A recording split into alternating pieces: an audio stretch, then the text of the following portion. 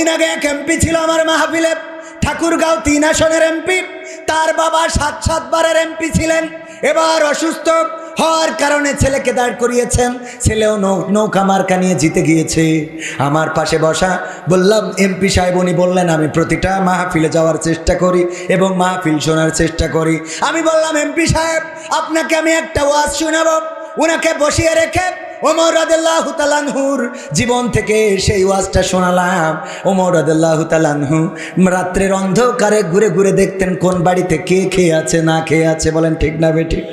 আল্লাহর নবীর দ্বিতীয় খলিফা, ইসলামের দ্বিতীয় খলিফা, আল্লাহর রাসূলের সাহাবী ঘুরতে ঘুরতে একদিন দেখলেন একটা বাড়িতে একজন মহিলা, ভদ্র মহিলা, কিছু সন্তানদের চুলার পাশে বসিয়ে রেখে চুলায় জাল দিচ্ছে, রান্না করছে। আর সন্তানেরা বারবার বলছে মা আর কতক্ষণ লাগবে রান্না হতে। আমার উপজেলা চেয়ারম্যান যিনি হবেন, আমি তাকেও এই ওয়াজটা শোনাতে চাই। কেন শোনাতে চাই? ওমরের মতো যদি হতে পারে, দুনিয়ার সম্মান আখিরাতের কল্যাণ দিয়ে দিবেন কি? আল্লাহর দেওয়ার ক্ষমতা আছে না নাই? আমার এমপি সাহেবকে বললাম, ওগো এমপি সাহেব। ওমর রাদিয়াল্লাহু তাআলা আনহু দেখতে লাগলেন। বাচ্চারা একটা একটা করে ক্লান্ত হয়ে গেল। তারপরে যখন সবাই ঘুমিয়ে গেল, ওই মহিলাটা চুলায় জাল দেওয়াটা বন্ধ করে দিলেন, চুলা জ্বালানোটা অফ করে দিলেন। তারপরে মহিলাটা বসে রইলেন। ওই ওমর রাদিয়াল্লাহু তাআলা আনহু এই অবস্থা দেখে বাড়ির মধ্যে প্রবেশ করলেন। প্রবেশ করে বললেন, ওগো মহিলা, কি এমন রান্না করছিলে যেই রান্না এখনো শেষ হয় নাই, কিন্তু তোমার সন্তানেরা ঘুমিয়ে গেল, তারা ক্ষুধার যন্ত্রণা নিবারণ করতে পারে নাই? কি রান্না করছিলে গো মহিলা? ওই মহিলা ডাক দিয়ে বলল, গো মুসাফির, আমি তো তোমাকে দেখাতে পারবো কি রান্না করছিলাম। দেখো আমার হাড়ির দিকে চেয়ে দেখো, আমি কিছু পাথরের টুকরা কুড়িয়ে এনে জাল দিচ্ছিলাম। যেই পাথরের টুকরা কোনোদিন সেদ্ধ হবে না, যেটা কোনোদিন সিদ্ধ হয় না। কেন এই পাথরের টুকরা রান্না করছিলে? ওই মহিলা বলল, আমার বাড়িতে কোনো খাবার নাই, রান্না করার মতো কোনো উপকরণ নাই, আমার সন্তানদের খাওয়াবো এমন কোনো খাদ্য আমার ঘরে অবশিষ্ট নাই। ওরা বারবার আমাকে জ্বালাচ্ছিল, ডিস্টার্ব করছিল, আমাদেরকে খেতে দাও খেতে দাও। এজন্য ওদের সান্ত্বনা দেওয়ার জন্যে কিছু পাথর কুড়িয়ে এনে জাল দিচ্ছিলাম। আর ওদের বলছিলাম একটু অপেক্ষা করো বাবা, কিছুক্ষণের মধ্যে রান্না হয়ে যাবে। আমি বিশ্বাস করি ওরা একসময় ক্লান্ত হয়ে ঘুমিয়ে যাবে, এবং সেটাই হয়েছে, ওরা ঘুমিয়ে গিয়েছে। কিন্তু আবার টেনশন করি, ঘুম থেকে জেগে উঠে আবার বলবে মাগো খেতে দাও, ক্ষুধা লেগেছে, কি খাবো? আমি দুশ্চিন্তায় আছি, কি খাওয়াবো তাদের? ওমর রাদিয়াল্লাহু তাআলা আনহু বললেন, ওয়েট করো, একটু ওয়েট করো, আমি যাবো আর আসবো। চলে গেলেন দরবারে। নিজের দরবারে যে আটার একটা বস্তা মাথায় তুলে নিলেন। অন্য সাহাবীরা বললেন, ও ওমর রাদিয়াল্লাহু তাআলা আনহু, আপনি কেন আটার বস্তা নিজে মাথায় নেবেন? আটার বস্তাটা আমাদের কাঁধে তুলে দেন। ওমর রাদিয়াল্লাহু তাআলা আনহু বললেন, পরকালের ময়দানে যদি আমার গুনার খাতাটা তোমরা কাঁধে নিতে পারো, তাইলে আটার বস্তাটা তোমাদের মাথায় দিতে পারি। আল্লাহু আকবার। এমন ছিলেন ওমর রাদিয়াল্লাহু তাআলা আনহু। শুধু তাই নয়, আটার বস্তাটা নিয়ে আসলেন, বুড়িমা ওই মহিলার কাছে আসলেন, তারপরে নিজে আটাটা পিষলেন, রুটি বানালেন, নিজ হাতে রুটিটা ছাকলেন। তারপরে বাচ্চাদেরকে ডাকলেন, ডেকে বসিয়ে বললেন, ওগো বাচ্চারা, তোমরা এই রুটিগুলো খেয়ে নাও। নিজে হাতে ওমর রাদিয়াল্লাহু তাআলা আনহু বাচ্চাদের মুখে রুটি তুলে দিলেন। সবাই যখন পরিতৃপ্ত ভরে খেয়ে গেল, সবার খাওয়া হয়ে গেল, ওমর রাদিয়াল্লাহু তাআলা আনহু বললেন, ওগো মহিলা, এবার তো আমি একটু যেতে পারি? মহিলা বললেন, দাঁড়াও বাবা, তোমাকে নিয়ে একটু দোয়া করতে চাই। কি দোয়া? হাত তুললেন আল্লাহর কাছে, ওগো আল্লাহ, তুমি এই আরবের খলিফা বানিয়েছ ওমর বিন খাত্তাবকে, অথচ তুমি যদি ওমর ইবনে খাত্তাবকে এই আরবের প্রেসিডেন্ট না বানায়া এই মুসাফিরকে আরবের প্রেসিডেন্ট বানায়া দিতে, তাইলে আমার মতো গরিবেরা আর না খেয়ে থাকতো না। ওমর রাদিয়াল্লাহু তাআলা আনহু বললেন, ওগো মহিলা, আগামীকালকে তুমি ওমরের দরবারে এসো, সেখানে আমি থাকবো, সেখানে তোমার সহযোগিতা করার চেষ্টা করব। পরের দিন যখন ওই বুড়িমা ওমরের দরবারে গেল, যে দেখলো সিংহাসনে বসে আছে যেই ব্যক্তি, আগের রাতে রুটি খাওয়াইছে যেই ব্যক্তি, সেই ব্যক্তি। আল্লাহু আকবার। এমন নেতা হওয়ার দরকার আছে না নাই? যেই নেতা জনগণের দরজায় যাবে, জনগণের খবর নেবে, জনগণের কাছে জানতে চাইবে কষ্টে আছে নাকি ভালো আছে। জনগণের দরজায় যদি পৌঁছাতে পারে, কিছু দিক আর না দিক, তাদের দুঃখের কথাটাও যদি শুনতে পারে, এটাই হলো বড় সার্থকতা। বলেন ঠিক না বেঠি? এই জন্য আমার ভাইজানকে অনুরোধ করব, নির্বাচিত হওয়ার পরে আল্লাহ যেন কবুল করেন। আবার নির্বাচিত আমি দোয়া বেশি করে গেলে আবার সমস্যা।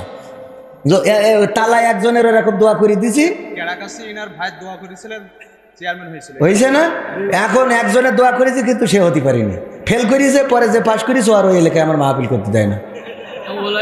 হ্যাঁ, এটা হলো তালায়। তো ও লাইন এখানে হবে না, চেয়ারম্যান পাশ করুক ফেল করুক, মাহফিল হবে ইনশাআল্লাহ, খেলা হবে। আলী হাসান ওসামা বলেছেন পতিতালয়ের টাকায় নাকি আলিয়া মাদ্রাসা চলে, কথাটা কতটুকু সত্য? নাউজুবিল্লাহ বলবেন না? নাউজুবিল্লাহ বলবেন কিনা? একজন আলেম ফেসবুকে খুব গরম করেন, খেয়াল করেছেন কিনা আপনারা?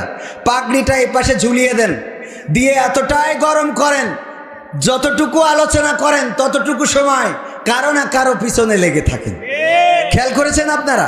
লাগতে লাগতে ইদানিং আবার মওদুদি রাহিমাহুল্লাহর বিরুদ্ধে লেগেছে না লাগে নাই?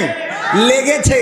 উনি বলেছেন, আজকে আমিও আলোচনাটা শুনেছি, উনি বলেছেন যে পতিতালয়ের টাকা দিয়ে আলিয়া মাদ্রাসা চলে, আলিয়া মাদ্রাসার হুজুরদের বেতন হয়, সুতরাং সেখান থেকে কল্যাণ আশা করা যায় না। দুঃখজনক হলেও সত্য, সরকার যে বেতন দেয় এই বেতন যদি পতিতালয়ের টাকায় হয়ে থাকে, তুমি যে রাস্তায় চলো সেই রাস্তা তো পতিতালয়ের টাকাই করা, ঠিক না বে ঠিক? তুমি বাংলাদেশে আছো, যে এই দেশটা, এই দেশে পতিতালয় আছে না নাই? তুমি যদি এত পরহেজগার হয়ে থাকো তো এই দেশ ছেড়ে চলে যাও, কথা কয় না? দেশ ছেড়ে যাওয়ার দরকার আছে না নাই? অনেকেই বলে আমরা কুরআন সুন্নাহর বাইরে চলি না। আমি বললাম কুরআন সুন্নাহর বাইরে চলেন না, এটা আমি মানি না। কয় আল্লাহর কসম। আমি একজনের বললাম তাই যদি হয় কলারুয়ার মধ্যে আপনি কলারুয়া থেকে শুরু করে নাবারণ পর্যন্ত যাবেন, আল্লাহ রসুলের সুন্নাত হইল ডান দিক দিয়ে চলবেন, আপনি ডান দিক দিয়ে মোটরসাইকেল চালাই চলে যাবেন। সাহস আছে কারো? কতটুকু তুমি কুরআন সুন্নাহ মানেওয়ালা? সুন্নার বাইরে চলো না, রাসূলের হাদিসের বাইরে, এরকম কিছু আছে না আবার খাটাস? কয় আমরা রাসূলের হাদিসের বাইরে আমল করি না। তো রাসূলের হাদিস অনুযায়ী ডান পাশে চলতে হবে, তুমি বাম পাশে চলো কেন? কথা কয় না? চলে না, চলে না। বাম পাশে চলো, রাস্তায় যাইয়ে ওখানে গেলে তো সেই পেথিয়ে যাবে, এই জন্য ওখানে যাই সোজা হয়ে যায়। চেয়ারম্যান বোঝেন, ওখানে যাই বলে সোজা হয়ে যায়। ওখানে গেলি জানে যে ডান পাশে চলতে গেলে টিরাখাটা এসে চাইতে দেবে, যার কোনো বিচারও হবে না। বিচার হবে? এই জন্য ওখানে বাম পাশে চলে আর মঞ্চে যাই ফতোয়া দেয় আমরা কুরআন সুন্নাহর বিরুদ্ধে চলি না। সত্য বলছি না মিথ্যা বলছি? একজনের জিজ্ঞেস করতেছে দাদা তোমার বয়স কত? তা বলছে বাবু 20 বছর। তা পরের বছর আবার জিজ্ঞেস করছে দাদা তাহলে এই বছর বয়স কত হইল? তা বলছে বাবু 20 বছর। পরের বছর আবার জিজ্ঞেস করছে দাদা তাহলে এই বছর বয়স কত হইল? তা বলছে 20 বছর। তা বলছে দাদা কিরাম হইলো? 3 বছর ধরে জিজ্ঞেস করছি, খালি কও 20 বছর 20 বছর 20 বছর। তা বলছে আসলে বাবা হইয়াস কি আমি এই 20-র বেশি গুনতে পারি না। তো এই 20-র বেশি গুনতে পারে না, ওই পর্যন্ত গুনে থিয়ে দিয়েছে। এই জন্য কিছু আল্লাহওয়ালা আছে যারা 20-র বাইরে আর বোঝে না, কথা কয় না। 20-র বাইরে বোঝে না, ওই বাংলা হাদিস পড়ে থুয়ে দিয়েছে, দিয়ে কয় যে এইটা করা যাবে না, ওইটা করা যাবে না, এটা বলা যাবে না। বলছে মুনাজাত, সম্মিলিত মুনাজাত করা বেদাত। আল্লাহ রাসূল বলছে যে ইবাদতের নামে নতুন কিছু যে আবিষ্কার করলো সেটা হলো বেদাত। আচ্ছা, মুনাজাত করা ইবাদত কেউ বানাইছে? কেউ কি মনে করে যে মুনাজাত করলে ইবাদত হয়? যেটা ইবাদতই না সেটা বেদাত হয় কি করে? কথা কয় না। যেটা ইবাদত না সেটা বেদাত হবে কেন? মুনাজাত তো কেউ ইবাদত মনে করি করে না, করে? এই তহমত দেয়া হয়, এইগুলো করা যাবে না। এইগুলো না করে আমার ভাইজান সভাপতি সাহেব সুন্দর কথা বলেছেন, ওয়াতাসিমু বিহাবলিল্লাহি জামিয়া ওয়ালা তাফাররাকু, তোমরা সংঘবদ্ধভাবে আল্লাহর রাজ্যকে আঁকড়ে ধরো, পরস্পর বিচ্ছিন্ন হও না। এই ব্যক্তিটা যতক্ষণ স্টেজে থাকে ওই যে 20 বছরের বেশি আর গুনতে জানে না, ওই রকম শুধুমাত্র লেগে থাকে কলরবের বিরুদ্ধে, লেগে থাকে মুহিব খানের বিরুদ্ধে, লেগে থাকে সাইদ কলরব শিল্পীর বিরুদ্ধে, লেগে থাকে মওদুদির বিরুদ্ধে।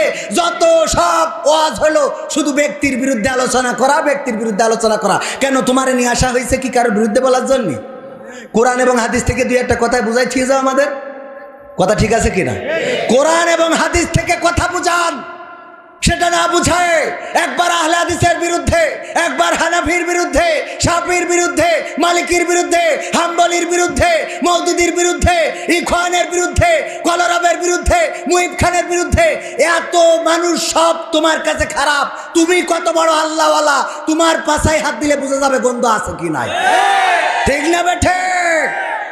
স্টেজে এসে বড় বড় আজকে আবার দেখলাম স্ট্যাটাস দিয়েছে, আমার দাওয়াত নিতে হলে একটি জেলায় বড় বড় মাদ্রাসা যেগুলো সেইগুলো ছাড়া অগ্রাধিকার পাবে না। কেন? নর্মাল এলাকায় দাওয়াত দেওয়ার দরকার আছে না নাই? আল্লাহ রাসুল কি বাউন্ডারি করে দিয়েছিল যে বড় জায়গায় ছাড়া দাওয়াত দিতে যাবো না? তায়েফের ময়দানে রাসুল গিয়েছে না? তায়েফের রাস্তায় যায় নাই রাসুল? মক্কার অলিতে গলিতে রাসুল ঘুরে বেড়ায় নাই? এইগুলো করা বাদ দেন, দিয়ে ভালো হয়ে যান।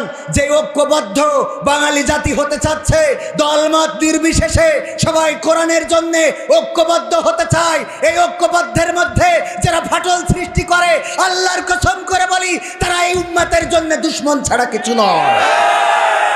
কেউ কওমিয়া, কেউ আলিয়া, কেউ মাযহাবি, কেউ লা মাযহাবি, এসো এক সুরে গাই গান, আমরা মুসলমান, আমরা মুসলমান, আমরা মুসলমান। কারো গায়ে লম্বা জামা, কারো গায়ে খাটো, কেউ বা পরে ঢিলে ঢালা, কেউ বা আটো সাটো। কারো গায়ে লম্বা জামা, কারো গায়ে খাটো, কেউ বা পরে ঢিলে ঢালা, কেউ বা আটো সাটো। পোশাক যা হোক মানব সবার মহান রবের বিধান, আমরা মুসলমান, আমরা মুসলমান, আমরা মুসলমান, আমরা মুসলমান। কারো মাথায় লম্বা টুপি, কারো মাথায় নাই, কেউ বা পরে পাগড়ি টুপি, তবুও মোরা ভাই ভাই। ঠিক না বেঠে? কারো মাথায় লম্বা টুপি, কারো মাথায় নাই, কেউ বা পরে পাগড়ি টুপি, তবুও মোরা ভাই ভাই। পোশাক যা হোক মানব সবার মহান রবের বিধান, আমরা মুসলমান, আমরা মুসলমান, আমরা মুসলমান, আমরা মুসলমান। বিভেদ করে মুসলমানে করছে নিজের ক্ষতি, দিক বিদিকে চারিদিকে বাড়ছে দুর্গতি। ঠিক না বেঠে? দুর্গতি বাড়ছে না কমছে? উদাহরণ দেব।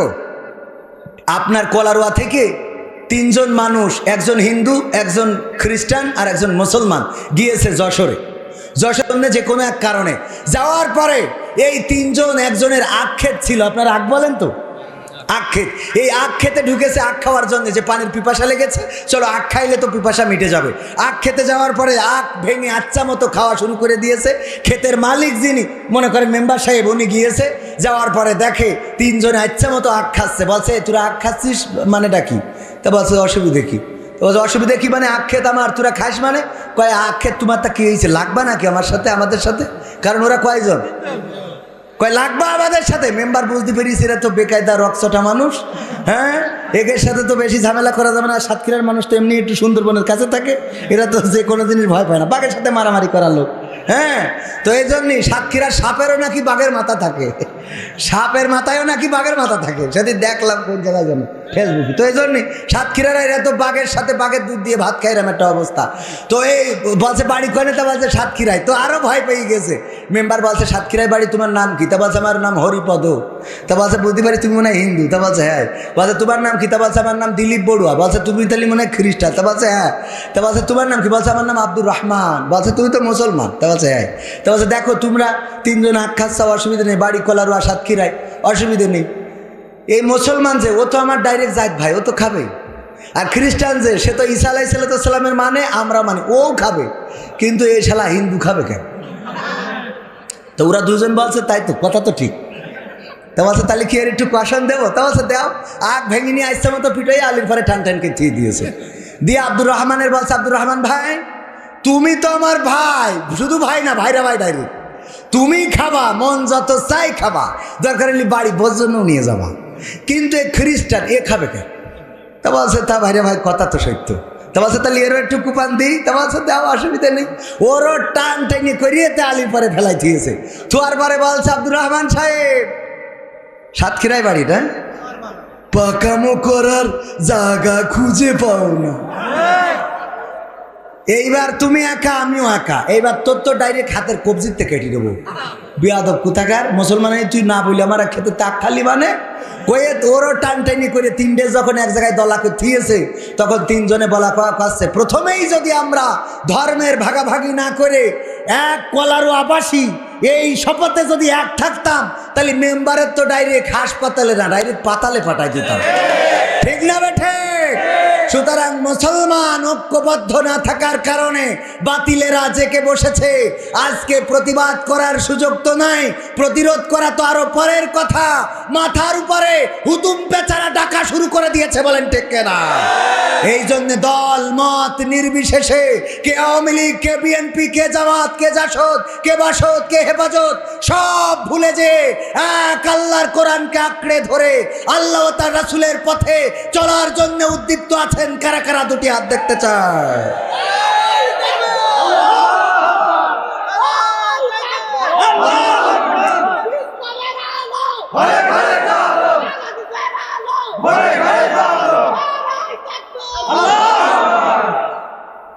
বোয়ালিয়া গ্রামের পরীক্ষার্থী, আমাদের পরীক্ষার্থীদের নিয়ে একটা গজল গাইবেন, সেই সাথে দোয়া করবেন আমাদের জন্য। এই পরীক্ষার্থীরা গজল শুনলে পাশ করতে পারবা? হ্যাঁ, এই আপনাদের ওই সেদিন যে মাহফিলে গেলাম, মাইক বন্ধ ছিল, মনে আছে আপনার? মাইক বন্ধ, স্পিকারে কথা বলতে হবে। চেয়ারম্যান সাহেবও উপজেলা আগামী দিনের ইনশাআল্লাহ উনিও কথা বললেন সেই স্পিকারে। মাইক বন্ধ রাখা হয়েছে, যাদের ম্যাট্রিক পরীক্ষা ওদের যেন ক্ষতি না হয়। ওমা উরা দোয়াল বেঁধেইস আমার কাছে এসে বলছে, হুজুর আসলাম দোয়া নীতি। কে দোয়া? তা বলছে আমার এসএসসি পরীক্ষা কালকে আমাদের, তা একটু দোয়া করি দেন। বললাম তোদের পড়ার জন্য মাইক বন্ধ করে থুইছি, আর তোরা আইসিস স্টেজে দোয়া নীতি। ও আপনার ওই মাহফিল সহ্য না করি পারা যায়? এরকম আছে না নাই? তো যাদের পরীক্ষা ভালো করে পড়ো। রঙ্গরসের দিন ছিল আমার একদিন, 12 ঘন্টা বেলায় আমার সন্ধ্যা হইল, পাখি উড়ে যাওয়ার বুঝি সময় হলো। শোনাবো? কিন্তু যে টাইম দিয়েছিল অলরেডি আধা ঘন্টা পার করেছি। আপনারা থাকলে, চেয়ারম্যান যেহেতু আছেন, আমরা আর একটু সামনে যাওয়া যায়। উনি অস্ট্রেলিয়ান প্রবাসী শুধু ছিলেন না, উনি আর সন্তানেরা ওখানে আছেন। আর অস্ট্রেলিয়ায় থাকা মানে কি আছে না নাই? আল্লাহ যে কোনো মূল্যে। সেদিন আমাদের মসজিদের মুয়াজ্জিন কাছে আমার একটু, আমি বলছি যে আমেরিকায় গেলি, ওখানে জেল খাটলু মাসে 1 লাখ টাকা মতো করে বেতন দেয়। তা বলছে আমার একটু নিয়ে যে ফেলাইতে আসে দিন ওখানে। মুয়াজ্জিন আর বেশি দিন বাঁচবেও না, আল্লাহ হায়াত দেশে কতদিন জানি না, অলরেডি 80+ প্রায় বয়স। আমার দাদা আমার সাথে হজেও গেছিল। দাদা বলছে আমার একটু ওই আমেরিকায় একটু জেলখানায় ফিরে আসা যায় না। বলছে আমি গরু পুষে আর পাচ্ছি না, তো মানে গরু পোষে ওইটা বেঁচে মোটামুটি সংসারটা চলে। বলছে গরু বেঁচে আর পাচ্ছি না, যেখানে আমেরিকায় যদি জেলখানায় থাকলে 1 লাখ টাকা দিত, আমার ওখানে একটু জেলখানায় ফিরে আসো। আমি একটু ওখানে একটু জেলখানাতে, তো অস্ট্রেলিয়ায় গেলি জেল খাটলেও টাকা দেয়, ঠিক বলছি তো? আর ওই দুঃখে আছে। হ্যাঁ, আপনার আপেল কুড়ালু নাকি লাখ লাখ টাকা, আর আমরা আপেল কিনে খাতে পারিনি। আল্লাহ আমাকে একটু পাশ করলে কিছু লোকের একটু দেখে যায় কিনা, আল্লাহ আমি একটু বেকায়দা আছে। আমার বাংলাদেশের প্রবাসীদের গল্প বলে শোনো, এ গল্প তো কল্পনা নয়, তোমরা কি তা জানো? ও ভাই এ গল্প তো কল্পনা নয়, তোমরা কি তা জানো? আমার বাংলাদেশের প্রবাসীদের গল্প বলে শোনো। পল্লী গায়ের দুরন্ত ছেলে বাপে ডাকে খোকা, হঠাৎ করে ঢুকলো মাথায় বিদেশ যাওয়ার পোকা। রোগে শোকে ক্লান্ত পিতা, খাটার নাই উপায়। বেকার ছেলের এমন কথায় বাবা দিল সাই। ক্ষেতের জমি হালের গরু বিক্রয় করে দিয়ে বাকি টাকা করলো পূরণ মায়ের গহনা নিয়ে। অনেক আশা বুকে বেঁধে ছাড়লো যখন বাড়ি, সে যে কি বেদনা বিধুর ছিড়ল যেন নাড়ি। মায়ে কান্দে, ভাইয়ে কান্দে, কান্দে আপন জন। চোখের জলে বুক ভেসে যায়, শক্ত করে মন। এমন মানুষ কোন সে জানা, তোমরা কি তা জানো?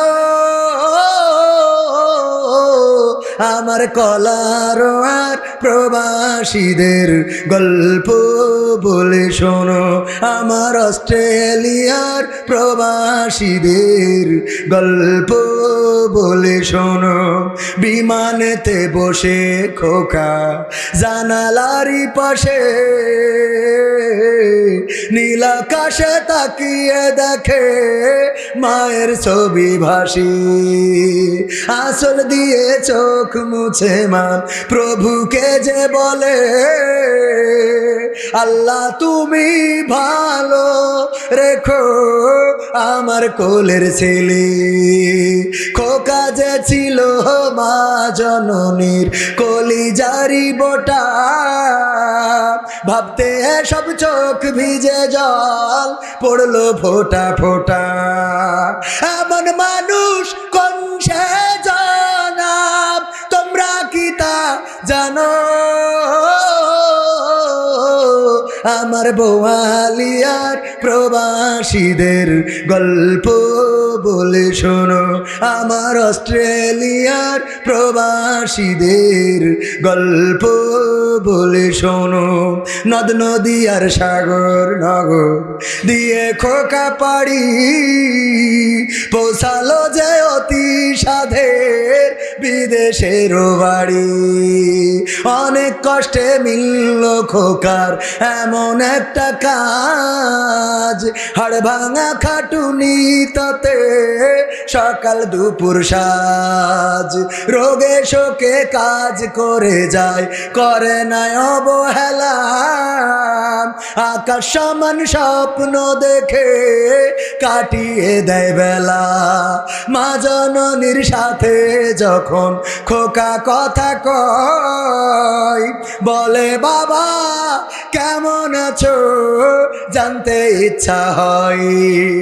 মাগো আমি ভালো আছি, মাগো আমি ভালো আছি, দুঃখ নেই তো কোনো। আমার অস্ট্রেলিয়ার প্রবাসীদের গল্প বলে শোনো, আমার মালয়েশিয়ার প্রবাসীদের গল্প বলে শোনো। হঠাৎ করে বাবা বলে টাকার যে দরকার, তোর মায়েরই বড় অসুখ দেখাবো ডাক্তার। চিন্তায় আমার বাড়ছে আবার তোর বোনেরই নিয়ে, দিনে দিনে হচ্ছে বড় দিতে হবে বিয়ে।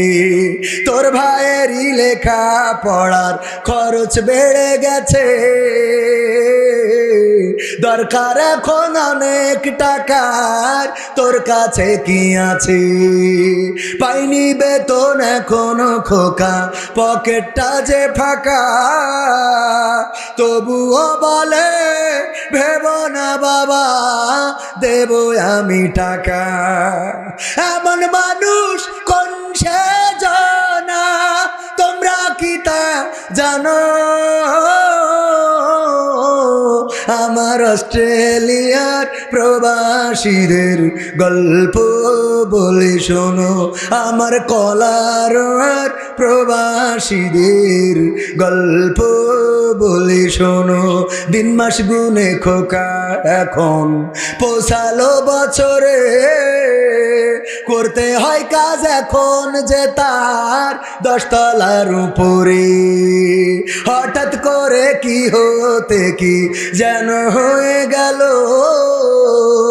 10 তলারই উপর থেকে খোকা পড়ে গেল। আকাশ সমান স্বপ্নগুলো আকাশে গেল উড়ে, দেহ থেকে প্রাণ পাখিটা গেল যে ভাই ছেড়ে। বন্ধুরা যে এসে দেখে রক্তে তর তর, নিথর দেহ পড়ে আছে জমিনের উপর। এমন মানুষ কোন সে জনাব, তোমরা কি তা জানো? আমার বোয়ালিয়ার প্রবাসীদের গল্প বলে শোনো, আমার মালয়েশিয়ার প্রবাসীদের গল্প বলে শোনো। পাঠাতে হবে লাশটা দেশে, আপন তো কেউ নাই, বন্ধুরা সব মিলে মিশে করলো এ কাজটাই। শুনে এ খবর মা জননীর সে কি আহাজারি, তার কান্দনে আকাশ বাতাস হচ্ছে যে ভাই ভারী। অবশেষে খোকার কফিন পৌঁছালো যে বাড়ি, ভাই বোনার গায়ের স্বজনের সে কি আহাজারি। মা জননী কেঁদে বলে, ওরে আমার ছেলে, বিদেশ থেকে কোন দেশে তুই গেলি আবার চলে। মাগো আমি সুখানিতে, মাগো আমি সুখ কিনিতে জীবন দিছি জানো। আমার বোয়ালিয়ার ওই প্রবাসীদের গল্প বলে শোনো, আমার অস্ট্রেলিয়ার প্রবাসীদের গল্প বলে শোনো। এ গল্প তো কল্পনা নয়, তোমরা কি তা জানো ভাই? এ গল্প তো কল্পনা নয়, তোমরা কি তা জানো? আমার সাতক্ষীরার ওই প্রবাসীদের গল্প বলে শোনো।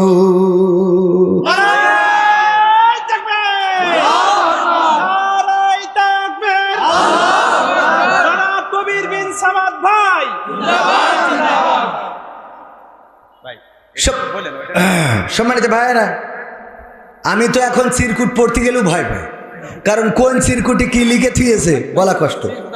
হ্যাঁ, দেখে দেখছেন? যাক আলহামদুলিল্লাহ। হুজুর, আমরা এক ওয়াজের ভিডিওতে দেখলাম আপনার মাহফিলে একজন মহিলা স্টেজে উঠেছেন, আসল ঘটনাটা কি জানতে চাই। ও মহিলা আমার বিয়ে করার জন্য উঠেছিল। এরা মানে এদের একটা মহিলা স্টেজে উঠেছে কোন উদ্দেশ্যে তাও জানাই দিতে হবে। কে মহিলা উঠলেই কি বিয়ে করার জন্য ওঠে? সিরাজগঞ্জে মাহফিলে গেলাম উল্লাপাড়ায়, ওখানে উঠার পরে বলতেছে, হুজুর অতিথি দাঁড়িয়ে আছেন, একজন ভাইস চেয়ারম্যান পদে নির্বাচন করবেন, আমাদের একজন বোন, উনি মাহফিলে 3000 টাকাও দিয়েছেন, উনি একটু দোয়া নেবেন। তো এই জন্যে উনি দোয়া নেওয়ার জন্য স্টেজে উঠেছিল, কারণ আমার দোয়ায় অনেক সময় ভালো ভালো কাজও হয়েছে। এই যে আপনাদের পানপুরি আছে না এখানে, রিপন পানপুরি, ওর দোয়া করে দিয়েছিলাম বিয়ের জন্য, আল্লাহ তার বিয়ের ব্যবস্থা করে দিয়েছে। অবশ্যই 2 মাস পরে বিয়ে ভেঙে গেছে, কিন্তু বিয়ে তো হয়েছে, একদম যে কাজ হয়নি তা তো না। তো এই জন্যই দোয়া নেওয়ার জন্য আসলে উঠেছিল। আর এখন তো দোয়া নেওয়ার সময়, ঠিক না বে ঠিক? নির্বাচনের গরম হাওয়া লেগেছে লেগেছে, নির্বাচনের গরম হাওয়া লেগেছে, শার্টকোট সব রেখে ঘরে পাঞ্জাবি আর টুপি পরে ভোটের তরে রাস্তায় কেউ নেমেছে নেমেছে, নির্বাচনের গরম হাওয়া লেগেছে। কাউকে এখন ধরবে হাতে, কাউকে ধরবে পায়, বুড়ো চাচার বলবে ডেকে তুমি আমার ভাই। পকেট থেকে বের করিয়া দিবে টাকার নোট, বলবে আমি জনদরদি, দিও আমায় ভোট। ঠিক না বে ঠিক? এই কথাগুলো তারা বলবে যাদের জনগণের সাথে সম্পর্ক নেই। এই কথাগুলো আবার মনে করেন না যে আমার লালটু ভাই বলবেন, কারণ আমি দেখেছি উনার সাথে জনগণের সাথে সম্পৃক্ততা আছে। উনার পিছনে আমার ভাইজান সাক্ষী আছে, উনি বলেছেন এবার উনি পাশ করবেন, কারণ জনগণ ওনার পক্ষে। উনি কিন্তু আমাকে বলেছেন, আলহামদুলিল্লাহ। তো এই জন্যে আবার মনে করেন না আমি তো গান গাতে গেলেও ভয় লাগে যে কার গায়ে যেয়ে পড়ে। কাউকে এখন ধরবে হাতে, কাউকে ধরবে পায়, বুড়ো চাচার বলবে ডেকে তুমি আমার ভাই, পকেট থেকে বের করিয়া দিবে টাকার নোট, বলবে আমি জনদরদি, দিও আমায় ভোট। এসব শুনে কলিম চাচা, এসব শুনে কলিম চাচা অনেকখানি রেগেছে। কারণ কি? কারণ বলবো, কলিম চাচা অনেক কষ্টে গেছিল ভোট দেওয়ার জন্য। তো দেওয়ার যাওয়ার পরে ওখানে গেলি, গেটের কাছে পৌঁছলি, বলছে চাচা কষ্ট করে আসার কি দরকার? বলছে কেন? বলছে তোমার তো তেজ মারা শেষ।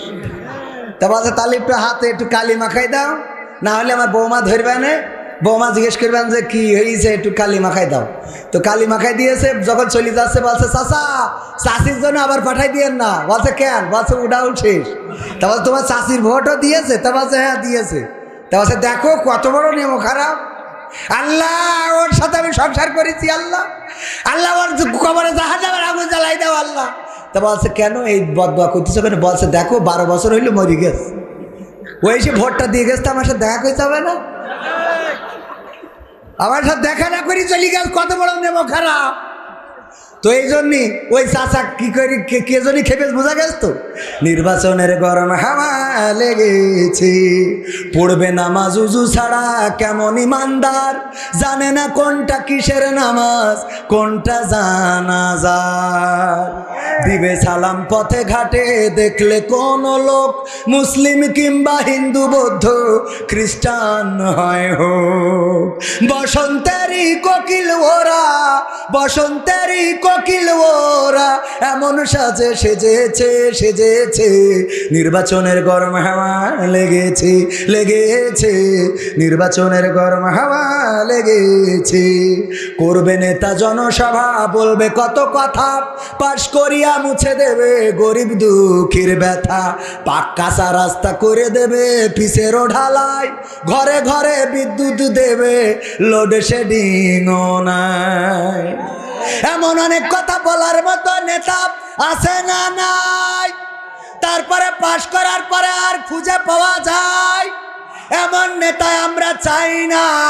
এমন নেতা আমরা চাইবো যেই নেতা ভোটের আগেও থাকবে, ভোটের পরেও থাকবে, পাশ করলেও থাকবে, ফেল করলেও থাকবে, জনগণের সাথে থাকবে, জনগণের পাশে থাকবে, সে যে দলের হোক না কেন। প্রকৃত অর্থের এমন নেতাদের আমরা চাই না। সেই নেতা হিসাবে আমাদের শ্রদ্ধাভাজন জনাব মফিজুর, জনাব আলতাফ হোসেন লালটু ভাইকে আল্লাহ কবুল করে নিন, বলেন আমিন। এবার লালটু ভাইয়ের কাছে একটা চাওয়া পাওয়া রাখবো, আমি রাখবো। আমি চাই বাংলাদেশে কাঁদবে না আর কেউ তো দুঃখে, আমি চাই প্রতিটা মানুষ মিলে মিশে থাকবে সুখে। আমার বিশ্বাস এই চাওয়াটা আমার ভাইজানেরও চাওয়া, ঠিক না বে ঠিক? বলবো আমি চাই বাংলাদেশে কাঁদবে না আর কেউ তো দুঃখে, আমি চাই প্রতিটা মানুষ মিলে মিশে থাকবে সুখে। আমি চাই ভিক্ষুক হয়ে ঘুরবে না কেউ কারো দ্বারে, আমি চাই কাটবে না রাত কখনো কারো অনাহারে। আমি চাই ভিক্ষুক হয়ে ঘুরবে না কেউ কারো দ্বারে, আমি চাই কাটবে না রাত কখনো কারো অনাহারে। আমি চাই মাজলুমেরা ফেলবে না আর চোখের পানি, আমি চাই কোটের দ্বারে কাঁদবে না বিচারের বাণী।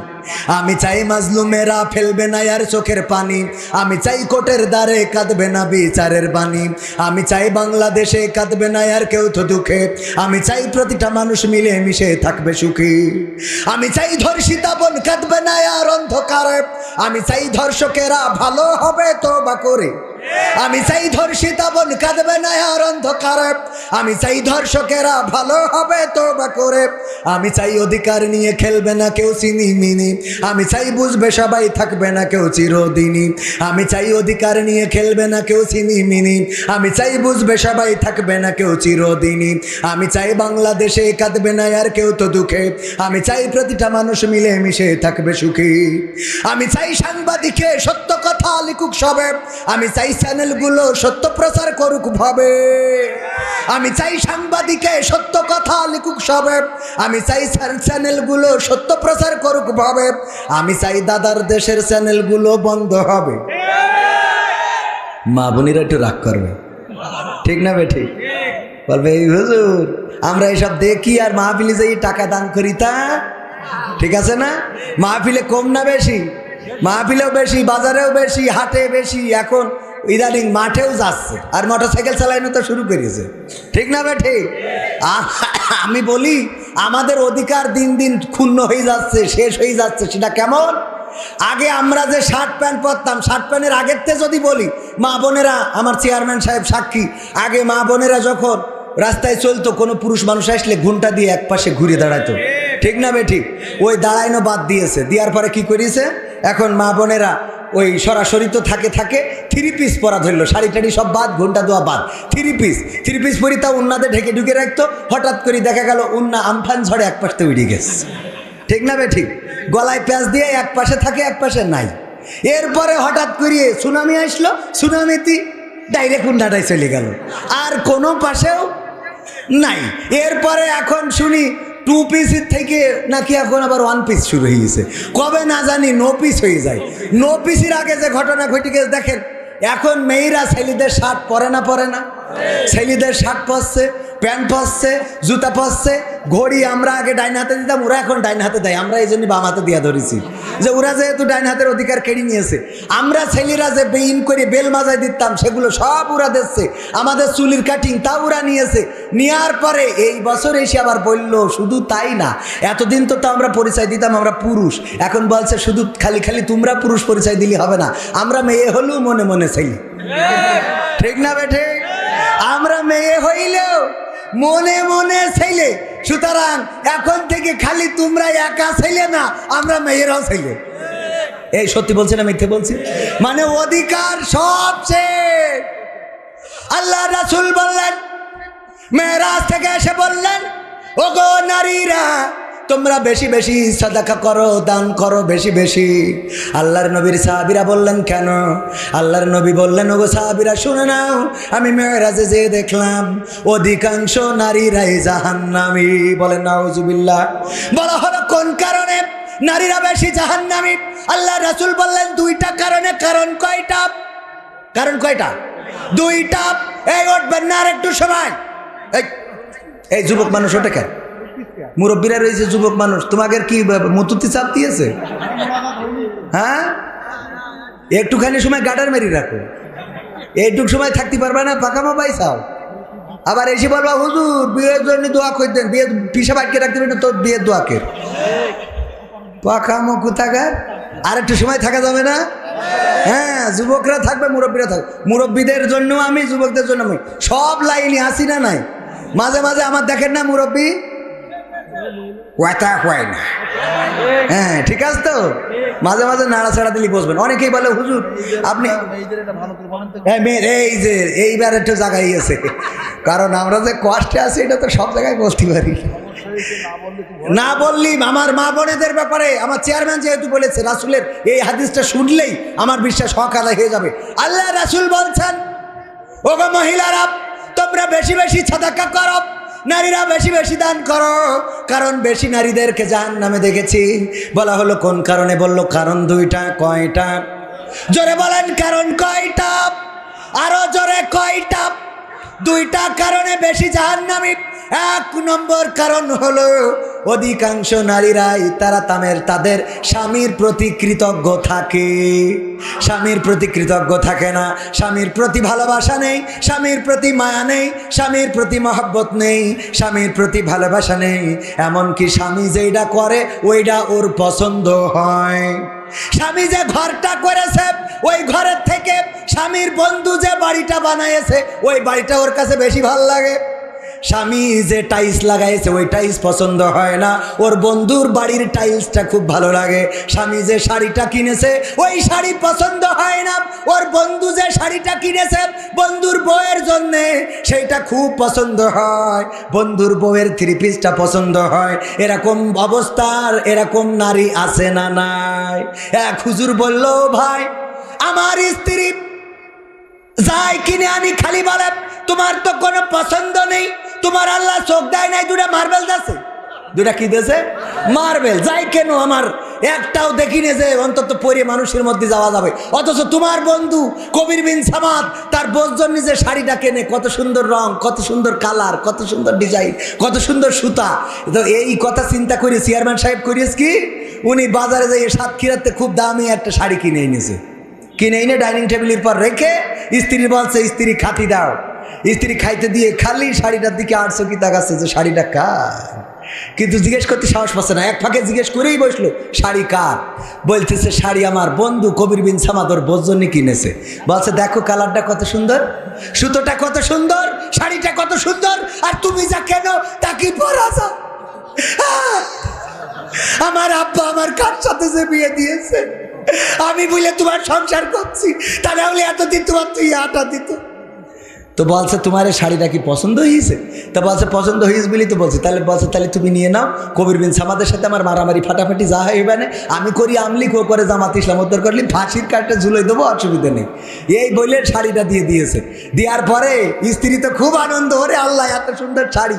শোয়ার সময় বলছে, ও আমার স্ত্রী সত্যিই কি তোমার শাড়িটা পছন্দ হয়েছে? বলল, আল্লাহর কসম করে বলি তোমার সাথে বিয়ে হওয়ার পরে কোনোদিন এত সুন্দর মনের মতো শাড়ি কিনতে পারো নাই। তোমার পছন্দ তো ভালো না, যাই কিনে আনো সেটার সুতা ভালো হয় না, সেটার কালার ভালো হয় না, রং ভালো হয় না, ডিজাইন ভালো হয় না। কিন্তু আজকে তোমার বন্ধু তার বউয়ের জন্য যে শাড়িটা কিনেছে, এই শাড়িটা আমার এতটাই পছন্দ হয়েছে যেটা অকল্পনীয়, তোমারে বিশ্বাস করাইতে পারবো না। তখন ওই স্বামী বলতেছে, দেখো আমার স্ত্রী, আমি তোমার খুশি করার জন্যে হায়াত মৌতের কথা বলা যায় না, হতে পারে আজকে আমি মারা যেতে পারি অথবা তুমি মারা যেতে পারো, মনের কথা বলা হবে না। আমি যে তোমারে কত ভালোবাসি, অনেক কষ্ট করে সাতক্ষীরা থেকে অনেক দাম দিয়ে আমি নিজে পছন্দ করে ওই গাই গরু, তাও কি গাই গরু, যে গাই গরুর পাঁচড়ার কাঠি বেরোয় রয়েছে, মনে আছে এক্সারা করে নিয়ে আসছে, এক্সারার কাগজ। এই গরু আনার পরে এরপরে চেয়ারম্যান সাহেব যদি পাশ করে, পাশ করার দিন যদি, মানে উদাহরণ, আবার বলে সিরিয়াস নিয়েন না, পাশ করার পরে যদি বলে যে চলো আজকে আমার বরণ করবে, ফুল দিয়ে বরণ করবে, আমার শপথ নিতে হবে, স্ত্রী যাওয়ার সময় বলবে আব্বাকে বাড়িতে গাই গরুটা আনিলাম বুঝলে। এরপরে যদি একটা গাড়ি কেনে 4 চাকার, কিনার গাড়ি আছে নাই, ধরেন নেই কিনবে, কিনার পরে ওই গাড়ির মধ্যে বসাবে যে স্ত্রী তুমি সিটি বসো, আমি তোমার নিয়ে একটু কলার ওয়াটা পাক দেবো, মন্টু মিয়ার বাগান বাড়ি যাবো। স্ত্রী দরজা খুলেই হুকি দিয়ে আগে বলবে যে আব্বাকে বাড়িতে গাই করে আনিলাম বলে এত দূর হইল। শুধু তাই না, আমার বিশ্বাস জান্নাতে যাওয়ার সময়, জান্নাতে যখন সিঁড়িতে দেখা হবে ভাইয়ের সাথে, গুতমেরি কবে যে আব্বাকে বাড়িতে গাই করে আনিলাম বলে এত দূর। এরকম আছে না নাই? ওর সব সময় অকৃতজ্ঞ কাকে বলে, ওই আব্বাকে বাড়িতে একটা গাই গরু এনেছে, ওতে সব হয়ে গেছে পৃথিবীর সব ওই গাই গরুর পথ, আর ও কোনোদিন মরে না। ও মারা যাওয়ার আগের দিনও মরেনি, মারা যাওয়ার আগের দিন বলছে তোমার জন্য তো কিছু করতে পারিনি, তা আব্বাকে বাড়িতে গাই গরুটা আনিলাম বুঝলি, এত কিছু হয়ে গেছে, তুমি আমার মাফ করে দাও, কবরে গেলে দোয়া করে দিও। সহ্য না করে পারবেন? এই কারণটা কয় নম্বর কারণ? 1 নম্বর কি কারণ? স্বামীর প্রতি অকৃতজ্ঞ থাকে। স্বামীর প্রতি কি থাকে? অকৃতজ্ঞ থাকে। স্বামী যাই করে ভাল লাগে না। বিদেশ থেকে স্বামী ফোন দিলে গলার টোন একরকম, আর বল্টু ফোন দিলে আর একরকম। বল্টু ভাই কতদিন হলো আপনি আমার কল করেন না, আপনি আমার ভুলেই গেছেন, গদখালি কবে নিয়ে যাবেন, ওখানে ঘুরিয়ে ঘুরিয়ে ড্যান্স করবো। সত্যি বলছি না মিথ্যে? এরপরে স্বামী ফোন দেয়, হঠাৎ ওই ফোনের মধ্যে যদি ওয়েটিং আসে, বিদেশ থেকে মালয়েশিয়ার থেকে কল দিয়েছে, কয় বল্টু ভাই একটুখানি ওয়েট করেন তো। হ্যাঁ বলো কি হয়েছে তোমার? এই এত কল দাও কে জন্য? টাকা পাঠাইলে তো মিটে যায়। কলারোয়া থেকে ইসলামী ব্যাংক থেকে টাকা উঠাবো, তারপরে কসমেটিকের দোকান থেকে বাজার করে বাড়ি আসবো, তাই এত কথার কি আছে? পিন নাম্বারটা দিবা, খালি ব্যাংকেতে টাকা দেয়। এত কল দিবা না, ঘন ঘন কলাম। বিদেশি কাজ করা লাগে না নাকি, খালি ওর কাছে কল গুতাইতে হয়। বল্টু ভাই, হ্যাঁ ওই কুত্তা কাটিং কোথা থেকে দিয়েছে? টোন দুই রকম আছে না নাই? এটা কি শুধু নারীদের না পুরুষদেরও? বোর কাছে যে ভাত রান্না হয় না কোনো, এত দেরি হয় কেন? আর ভাবির কাছে ফোন দেখায়, হ্যাঁ ভাবি আজকে কি বিকেলে আসবো? হ্যাঁ আসবো, হ্যাঁ একটু শরবত বানায় রাখবেন। হ্যাঁ হ্যাঁ হ্যাঁ, আগের দিন দারুণ হয়েছিল শরবতটা। আর স্ত্রী, তরকারি তুই লবণ এত কাপ, তুই কি করেছিলি রে রান্নার সময়? সত্যি তো, খালি শুধু নারী খারাপ না, পুরুষও খারাপ আছে না নাই? ভালো দুই দিকেই হওয়া লাগবে, খাটাসের খাটাস। একজন ওয়াজ শুনেছে যে স্ত্রী যদি নামাজ না পড়ে স্বামী জাহান্নামে যাবে। বাড়ি যেই বলছে এই ওঠ, বলছে কেন? বলছে ওঠ নামাজ পড়তে হবে। কে? তা বলছে তুই নামাজ না পড়লে আমি জাহান্নামে যাবো। তো বলছে তা অসুবিধা কি? কই অসুবিধা কি মানে? তুই আমার বউ, তোর জন্য আমি জাহান্নামে যাচ্ছি নামাজ না পড়ার দরুন, আর তুই বলিস কি হবে মানে? তা বলছে নামাজ তো তুমি পড়ো না। বলছে আমার জন্য আমি জাহান্নামে যাবো, অসুবিধা নেই। তোর জন্য যাবো কেন? আমার জন্য আমি যাবো, তোর জন্য ভোট। জোর করে উঠে বলছে কাল খেতে। কি আর কাল খেতে? আজ খেতে, কাল পর্যন্ত বাঁচবো তার কোনো গ্যারান্টি আছে? জোর করে উঠায় উজু করাইছে। শীতের রাত, উজু করার পরে সেই স্ত্রী বলছে বলো এখন রাত 1টার সময় কোন ওক্তের নামাজ, কয় রাকাত, কি পড়বো? বলছে যা হয় পড়। গলা এত আস্তে কেন? একটু জোরে বলো। কয় যা হয় পড়। ওরম করছিস কেন? যা হয় পড় মানে কি? এখন রাত 12টার সময় আমারে উঠাইলে, উজু করাইলে, বলো কোন ওক্ত, কয় রাকাত, রুকুতে কি বলবো, সিজদায় কি বলবো? বলছে অত বকিস নে, কালকেতে পয়সা আছে না নাই? নিজে জানে না, স্ত্রীকে তাপসী রাবিয়া বানাইতে চায়। আমার মা বোনেরা বলছে হুজুর এটা একটু আর একটু বেশি করে কর। ঠিক না বেটে? নিজে সারাদিন চায়ের দোকানে, টেলিভিশনের আড্ডায়, ক্রাম বোর্ডে, তাস ফ্লাস, বন্ধুদের সাথে আড্ডা, আর স্ত্রীরে কল্পনা করে ও তাপসী রাবিয়া হয়ে বসে থাকবে। এটা কখনো সম্ভব হবে? وقرنا في بيوتكن ولا تبرجنا تبرج الجاهلية الأولى। আল্লাহ রাব্বুল আলামিন বললেন, ওগো নারীরা তোমরা পর্দার মধ্যে থাকো, জাহিলি যুগের মেয়েদের মতো বেপর্দা হয়ে নিজেদেরকে প্রদর্শন করে বেড়ায় না। আর এখনকার মা বোনেরা নিজেদের সেজে গুজে প্রদর্শন করে বেড়ায় না। নিজেদের এত সাজায় যে আলকাতরা বেগমও চিনা যায় না, পরিমণি হয়ে বসে থাকে। ঠিক না বেঠে? আর আমার যুবকরা ওই দেখে কিরাস খায়। আগে খেতো ভাত ডাল গোশ মাছ, আর এখন খায় কিরাস। কি খায়? এখন কিরাস খায়। আব্বা ওর ছাড়া বিয়ে করবে না, আমার আবেদার সাথে বিয়ে দিয়াই লাগবে। ওই মেকআপওয়ালা দেখে পাগল হয়ে বিয়ে করে নিয়ে আসে। এরপরে যে একবার গোসল করার পরে মেকআপ ধুয়ে যায়, চেয়ারম্যানের বলে চেয়ারম্যান আমি আর ওই বউ রাখবো। আছে না নাই? গতকালকের নিউজ ইন্ডিপেন্ডেন্ট, ওই যে ইন্ডিপেন্ডেন্ট টেলিভিশন নিউজ, তারা গবেষণা করেছে যত প্রেমের বিয়ে আছে সকল প্রেমের বিয়েই প্রায় অশান্তি রয়েছে। কারণ প্রেম করার সময় ওই আলকাতরা বেগমরে পরিমণি মনে হয়। ঠিক না বেঠে? তবে এখনকার যুবকরা একটু চালাক আছে। ওরা চেহারা দেখার আগে পার দিকে তাকায় দেখে যে নেটওয়ার্ক আছে কিনা। ঠিক না বেঠে? আজকালকের ছেলেরা বই নিয়ে আর বসে না, ও বাবা গুগলে সার্চ করিয়া পড়ি। ওরে কালের মেয়েরা কোরআন হাদিস ধরে না, আমার এখনকার মা বোনেরা কোরআন হাদিস পড়ে না। ও আল্লাহ, টিকটকে ভিডিও ওরা করে না।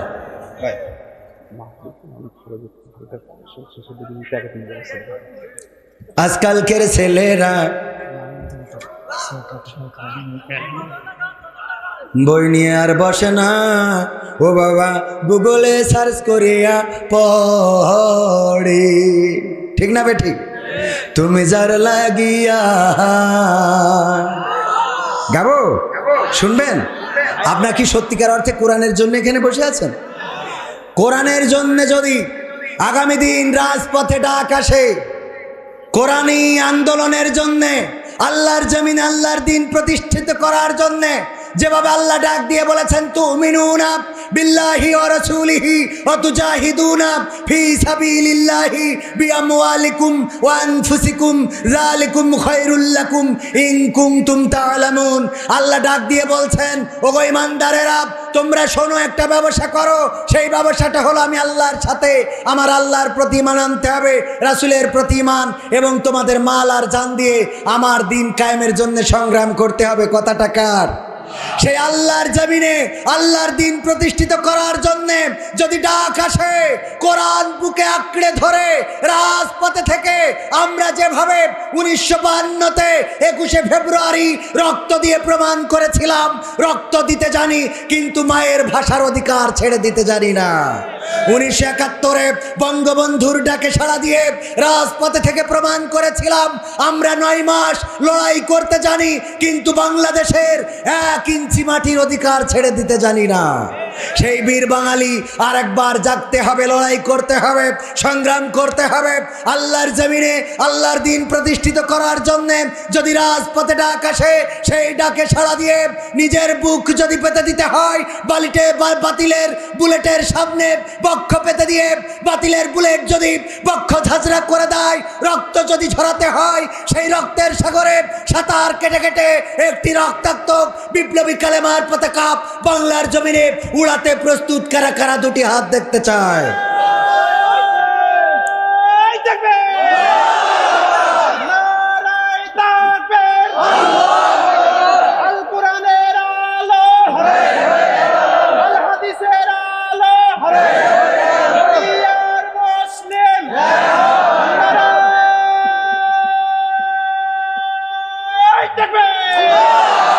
সম্মানিত ভাইরা, হাত উঠাইলেন রক্ত দেওয়ার জন্য, ঠিক না বেঠে? কেউ যদি বলে জীবন দাও অথবা 1 ব্যাগ রক্ত দাও, কোনটা দিবেন? হ্যাঁ, 1 ব্যাগ রক্ত দিবেন। আর কেউ যদি বলে রক্ত দাও না হইলে 100টা টাকা দাও, কোনটা দিবেন? 100 টাকা দিতে অসুবিধে? টাকা দেবে না সবাই? সে রক্ত দেওয়ার থেকে যাকে 100 টাকা দিয়ে মিট করে দিই। ভাইরা আমার, আজকে কারোর রক্ত নেব না, দরকারও নেই। আমাদের করা টাকার দরকার, বললো যে একটু ঝামেলা আছে, এই জন্যে প্যাকেট নিয়ে যাচ্ছে। পকেটে যা আছে দেন প্যাকেটে, কেউ যেন যাবেন না। এখনো আমি মুনাজাত দেব, প্যাকেট নিয়ে যান। ভাইরা আমার, এই কয়টা পর্যন্ত? আপনারা কি পাগল পাইছেন নাকি? মাথা খারাপ করে দিচ্ছেন আপনারা? 11টায় তুলে 1টা পর্যন্ত। আমি তো চেয়ারম্যানের সম্মানে কথা বলছি, তা না হলে কখন কাটা হাঁটা দিতাম। তাও একটা শোনাবান, জাল লাগিয়ে এমবি ভরো, তারও 2000 টাকা লাগবে, নিয়ে আসেন। এই পকেটে যা আছে সব দেন। আমার গোলাম রব্বানি ভাই বললো যার যা পকেটে আছে সব দিয়ে দেন। একজন 2 প্যাকেট বিড়ি দিয়ে 2 প্যাকেট বিড়ি দিয়ে আবার লিখে দিয়ে, হুজুর আমার পকেটে 2 প্যাকেট বিড়ি ছিল, আকিস বিড়ি, আমি দান করে দিয়েছি। আমার দাবি হলে 1 প্যাকেট কমিটির দেবেন আর 1 প্যাকেট আপনি বাড়ি যাওয়ার সময় গাড়িতে বসে বসে খাবেন। ওর বুদ্ধি ঠিক আছে না? ভাইরা আমার হাতেও দিতে পারেন, মা বোনদের প্যান্ডেলেও যান, যে যা পারেন দেন। আরো 2টা গান দাবি করেছে যুবকেরা। আলতাফ হুজুর 500 টাকা করলেন দান। আল্লাহ বাড়িয়ে দাও, সম্মান নেখায়াত দিয়ে দাও, মনের স্বপ্ন পুরা করে দাও, আপনজনদের কবুল করে নাও। ওগো আমার ভাইরা, জাহান্নামে নারীরা জাহান্নামে যাওয়ার কারণ কয়টা? 2টা বলেছি। কয়টা? 1টা বলেছি, আরো 1টা আছে। না শুনে যদি চলে যান লস করবেন। মাঝে মাঝে স্ত্রীদের শোনানোর দরকার আছে, কিন্তু চাইলে টাকা লোক হয়ে যায় ফাঁকা। এই ফাঁকা যারা করে ওরা রক্তও দেবে না, টাকাও দেবে না, খালি আবেগে হাত তোলে। বলেন ঠিক না বেটি? ও আমার ভাইরা, চলে যদি যান তাইলে শোনাবো না, মুনাজাত করে দেব। আর যদি দান করেন আমার ভাইয়েরা, আমি আরো 1টা গান অন্তত শোনাতাম। কে দান করবেন আল্লাহর রাস্তায়, কোরআনের মাহফিলে 500 1000 টাকা দান করার মতো কোন আল্লাহর বান্দা আছেন? আমার হাতে নগদ দিতে পারেন। মা বোনদের মধ্যে যান, মা বোনেরা অনেকেই দিবেন। আমার মাহফিলের শ্রদ্ধা ভাজন প্রধান অতিথি, যার জন্যে আমি এতক্ষণ পর্যন্ত কথা বললাম, অথচ আমার বলা কথা ছিল যে কয়টায় উঠাবে 12টায় শেষ করব। যে কয়টায় উঠাবে, অনেকেই আবার বুদ্ধি করে কি চেয়ারম্যান সাহেব ওই পাবনায় গেছি, ওদের বলে দিয়েছি যে কটায় উঠাবেন 12টায় শেষ করবো। ওরা আমার 12টার সময় তুলে দিচ্ছে, যে দেখি হুজুর কটায় শেষ করে, 12টায় তুলে দিচ্ছে। বুদ্ধিটা দেখেন, অনেকেই বুদ্ধি করে। আমার চেয়ারম্যান সাহেব আছেন, অত্যন্ত গণ্যমান্য ব্যক্তি, ধর্মপ্রাণ। শুধু তাই নয়, মাদকের বিরুদ্ধে জিহাদ ঘোষণা করেছেন। আমি নিজে সাক্ষী, উনি মাদকের বিরুদ্ধে যুদ্ধ ঘোষণা করেছেন। মাদকের ব্যাপারে সরকার যেমন জিরো টলারেন্স, উনিও তেমন জিরো টলারেন্স। কেডা দিলেন? আলমগীর ভাই 500 টাকা। আমার ভাইজান বাবা নাই, উনার বাড়িতেই তো খাইলাম, তাই না? হ্যাঁ, আপনার বাড়ি খাইলাম না? আমার আলমগীর ভাই তো, ভাইয়ের নাম আনোয়ারুল ইসলাম। আনোয়ারুল ইসলাম ভাইয়ের বাড়ি খাইলাম। অত্যন্ত ভালো মানুষ, বাবার যে বাবা হাফেজ মানুষ, দান করেছেন, আল্লাহ ব্যবসায় বরকত দিন, বলেন আমিন। আর এটা হলো দেশে আলমগীর ভাই 500 টাকা, আল্লাহ কবুল করে নাও, নেখায়াত দিয়ে দাও। আর আমার প্রধান অতিথি, উনার কাছে একটা ঘোষণা আমার নীতি বলেছে, এটুকানি নিজের গ্রামের মাহফিল, একজন মারা গেলে 100 টাকা দান করেছে, বলছে ঘোষণা দিলি অন্য জায়গায় একটু সব কথা বলার দরকার নেই, সব জায়গায় ঘোষণা দেওয়ার দরকার আছে না নাই? এখানে একটু বেশি করে দেবে। কি দেবে? বেশি করে দেবে। তাই হলো এটা আস্তে করে দিয়ে দেবে, নাই অন্য সবাই জানলি তখন সবাই আমাদেরও দাও, আমাদের বোঝেননি? এজন্য ঠিক আছে না, বুদ্ধি ঠিক আছে। পাগল, এই কথা মাইকি কোয়া যাবে না, এটা মাইকি বলা যাবে না, আমি বলবো না এখন। ইনশাআল্লাহ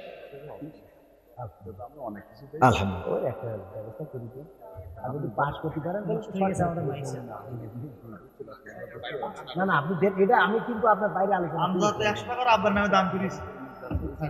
আলহামদুলিল্লাহ, আলহামদুলিল্লাহ বলেন আলহামদুলিল্লাহ।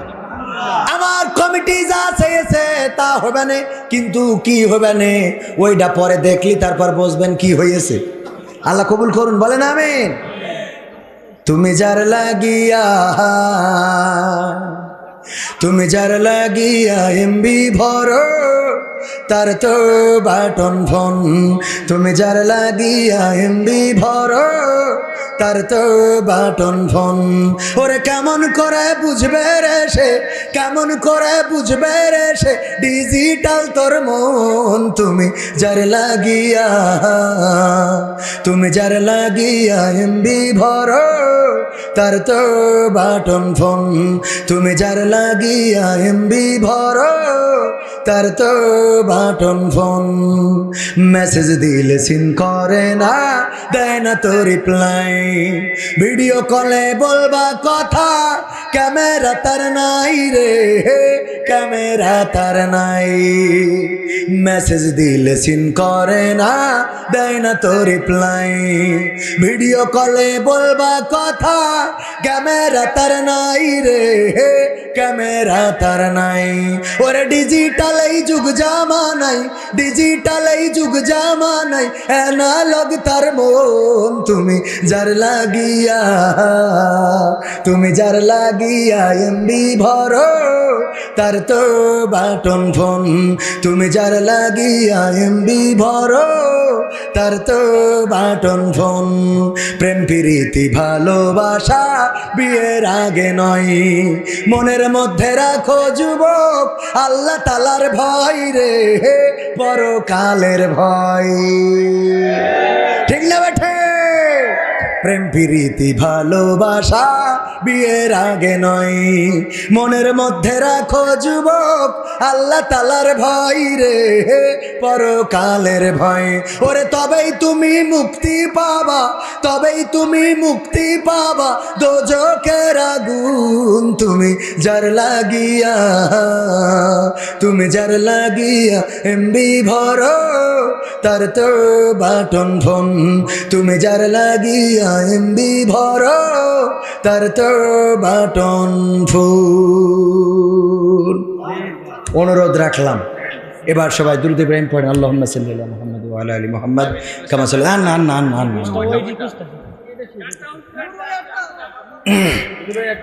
আমি চিনি না আজহারি, চিনি না আনসারি, চিনি না আমির হামজা।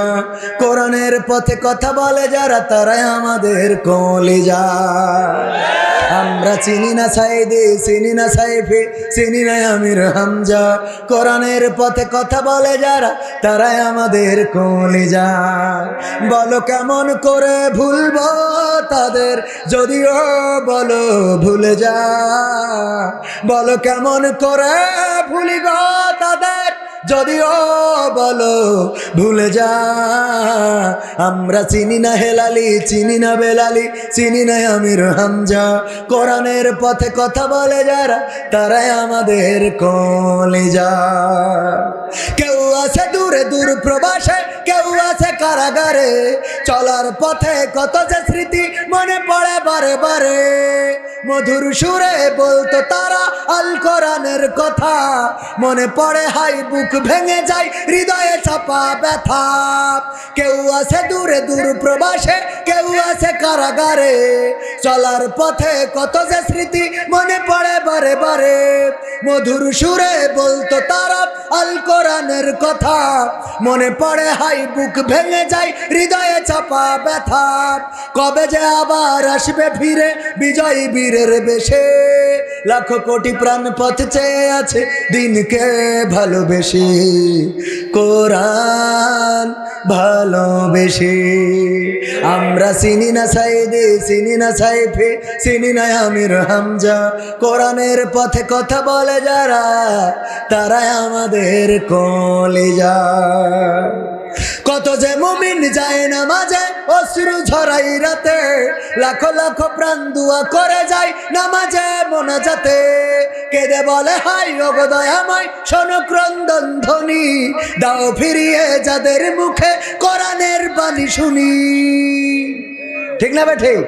কত যে মুমিন যায় না মাঝে অশ্রু ঝরাই রাতে, লাখো লাখো প্রাণ দুয়া করে যায় নামাজে মোনাজাতে। কেঁদে বলে হাই ওগো দয়াময়, শোনো ক্রন্দন ধ্বনি, দাও ফিরিয়ে যাদের মুখে কোরআনের বাণী শুনি। তোমার কথা বলতে গিয়ে মাজলুম আজ যারা, রক্তের ভাই তার চেয়ে বড় মোদের কলিজায় ওরা, মোদের কলিজায় ওরা। আমরা চিনি না সিদ্দিকি, চিনি না ইউবি, চিনি না আমির হামজা। কোরআনের পথে কথা বলে যারা, তারাই আমাদের কলিজা। যুবকেরা, 5টা কাজ করে দিতে হবে সব জায়গায়। বলি কয়টা কাজ? সব জায়গায় বলার চেষ্টা করি। সারা রাত ওয়াজ শুনলেন, এতগুলো গান শুনলেন, সাইদির আলোচনা, আজহারি ভাইয়ের কথা, হামজা ভাইয়ের কথা, আবার আলী হাসান ওসামার কথা। উনি আবুল কালাম আজাদ বাশার ভাইয়ের সাথে যে বেয়াদবি করেছেন, এটা অত্যন্ত নির্লজ্জতা। আমি বলবো যে নির্লজ্জ মানুষ ছাড়া এরকম একজন মুরব্বীর সাথে বেয়াদবি করতে পারে না। তো সব মিলাই সব অ্যাঙ্গেলের কথা বলার চেষ্টা করেছি না করি নাই? আমার চেয়ারম্যানের পক্ষে, সভাপতির পক্ষে সবার নিয়ে কথা বলার চেষ্টা করেছি। কিন্তু যুবকেরা বা মাহফিলে যারা আছেন, কয়টা কাজ আমার করে দিতে হবে, তার মধ্যে আমি বিশেষ করে দাবি জানাই 5টা। তার মধ্যে বলবো 1 নম্বর হলো 5 ওয়াক্ত নামাজ পড়তে হবে। 1 নম্বর কি? 5 ওয়াক্ত নামাজ পড়তে হবে। 1000টা মাহফিলের আয়োজন করে লাভ নাই, এই মাহফিলে এতগুলো গান শুনে লাভ নাই, এই মাহফিলে কথা শুনে লাভ নাই, অট্ট হাসি দিয়ে লাভ নাই, সুবহানাল্লাহ আলহামদুলিল্লাহ বলে লাভ নাই যদি আপনি নামাজি না হন। 1 নম্বর কাজ কি? নামাজ পড়তে হবে। 2 নম্বর কাজ, শুধু নামাজ পড়লে হবে না, জামাতের সাথে নামাজ পড়তে হবে।